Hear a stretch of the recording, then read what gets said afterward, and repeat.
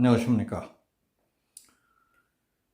이스라엘군이 팔레스타인 가자 지구의 이슬람 무장단체 하마스가 파놓은 땅굴을 탐지해서 폭발물로 무력화시키는 모습이 생생하게 외신으로 보도되고 있습니다. 이 모습을 보며 북한의 수많은 땅굴을 떠올리던 국민들은 땅굴 파괴 작전에 안도의 숨을 쉬었습니다. 거기에 관한 소식을 전해드리겠습니다. 이스라엘군이 팔레스타인 무장단체 하마스 소탕을 목표로 하마스 근거지인 가자지구 지상작전을 시작한 가운데 이스라엘이 지상전의 최대 복병으로 꼽아온 하마스의 땅굴이 예상했던 것보다 빠른 속도로 파괴되고 있습니다. 예루살렘 포스트 등은 특수훈련을 받은 공병부대와 인공지능, AI 로봇 등이 하마스의 악명 높은 땅굴을 공략하기 위한 이스라엘 군의 전력이 효과를 발휘하고 있다고 전했습니다. 가자지구를 둘러싼 장벽을 중심으로 지하 약 70m, 총 길이 500km 내지 800km로 알려진 하마스 땅굴은 이스라엘 군의 통신망이 닿지 않고 안팎에 설치된 부비 트랩이 많기 때문에 과거에는 교전할 때마다 이스라엘 군의 발목을 잡아왔습니다. 그러나 지난달 27일 시작된 이번 지상작전에서는 첨단 기술을 동원해서 땅굴을 비교적 성공적으로 공략하고 있다고 이스라엘 군이 평가했습니다. 이스라엘 군 고위 관계자는 AI가 주도한 작전을 통해 하루 만에 하마스 땅굴 150여 곳을 붕괴시켰다고 말했습니다. 2014년 이스라엘 하마스 가자지구 분쟁 때 약 50일 동안 파괴된 터널이 32개였던 것과 비교하면 이스라엘의 땅굴 파괴가 대단한 성과를 내고 있는 것입니다. 그는 이번 작전은 지상군이 가자지구에 진입하기 직전에 펼친 것으로 하마스 매복 병력의 상당수를 소탕해 지상전의 초기 승세를 잡을 수 있게 됐다고 전했습니다. 상당수가 이스라엘로도 연결되는 하마스 땅굴 1,300여 개는 식량 비축 창고 겸 하마스의 매복 지역이자 이동 통로로 쓰입니다. 고도화된 이스라엘군의 장비와 통신망으로도 깊은 땅굴 속에서는 먹통이 되어버립니다. 성인의 어깨폭 정도인 통로에 진입하면 매복해 있는 하마스 장병들에게 전멸당한 위험이 있기 때문에 이스라엘군은 일반 지상군이 터널에 들어가는 것을 금지시키고 있습니다. 그럼에도 지난 10월 7일 하마스의 이스라엘 기습 공격으로 시작된 이번 전쟁에서 이스라엘군은 땅굴 공략의 전과는 완전히 달라진 모습을 보이고 있다는 평가입니다. 지상전을 개시한 지 한 주일도 되지 않아서 하마스 땅굴의 10분의 1 이상을 파괴하는 데 성공했습니다.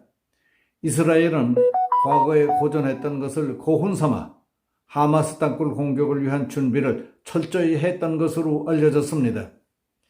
AI 드론, 무인기, 특수부대, 화학무기 등 전방위적인 공격을 퍼부어 땅굴을 파괴하고 무너뜨렸다고 합니다.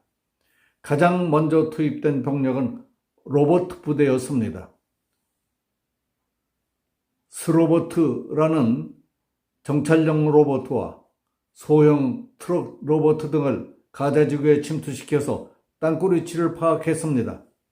이 로봇들은 땅굴에 침입해 이스라엘군의 침입을 막기 위해 설치된 부비 트랩을 미리 폭발시키기도 했습니다. 이 과정에서 폭발을 피하지 못한 하마스 병력 상당수가 목숨을 잃었습니다. 이 로봇들은 지형 파악을 위한 AI 기술을 탑재해서 땅굴 내부의 물체와 사람을 감지하며 스마트하게 이동할 수 있었다고 예루살렘 포스트가 전달했습니다. 로봇들이 1차 정찰을 마치고 안전을 어느 정도 확보한 땅굴에는 이스라엘군 특수공병대 야할롬 정예부대가 투입됐습니다. 땅굴에 침입한 병력은 그 중에서도 쪽제비 지하특공대라는 정예군으로 땅굴과 같은 폐쇄적 환경에서도 정신을 잃지 않게 특수훈련으로 단련됐다고 알려졌습니다. 이들과 함께 움직이는 군견은 내부에 남은 폭발물을 감지하고 매복한 하마스 병력을 직접 공격할 수 있도록 훈련받았다고 이집트 메나통신이 전했습니다. AI 로봇과 특수부대가 땅굴 내부에서 작전을 펼쳤다면 지상에서는 대형 전투용 불도저인 D9R 불도저가 땅굴 입구를 무너뜨리는 역할을 맡았습니다. 테디베어 고민형이라는 별명으로 불리는 D9R은 폭발물을 견딜 수 있는 단단한 장갑으로 무장되어 있습니다. 이스라엘군은 하마스 땅굴 무력화를 위해 스폰지 폭탄을 활용하고 있다고도 알려졌습니다. 화학무기의 일종인 스폰지 폭탄은 금속 칸막이로 분리한 두 화학물질이 섞여 거품 형태의 물질이 터널 안에서 폭발하고 곧 단단하게 굳어져 하마스 통로를 막아버리는 역할을 했습니다. 하늘의 폭격기는 지하 수십 미터를 단숨에 뚫고 들어가 땅 아래에서 폭발하는 벙커버스터 가자지구 곳곳에 투입했습니다. 땅굴 매복 병력을 사살하고 통신망을 파괴했습니다.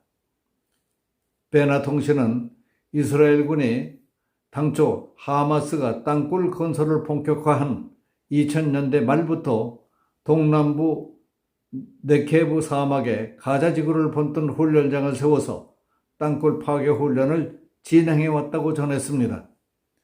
이른바 리틀 가자라고 불리는 이 훈련장에는 학교, 판잣집 등 가자지구와 비슷한 구조를 600여 개가 들어서 있고 하마스 땅굴과 같은 지하 터널도 설치되어 있다고 합니다.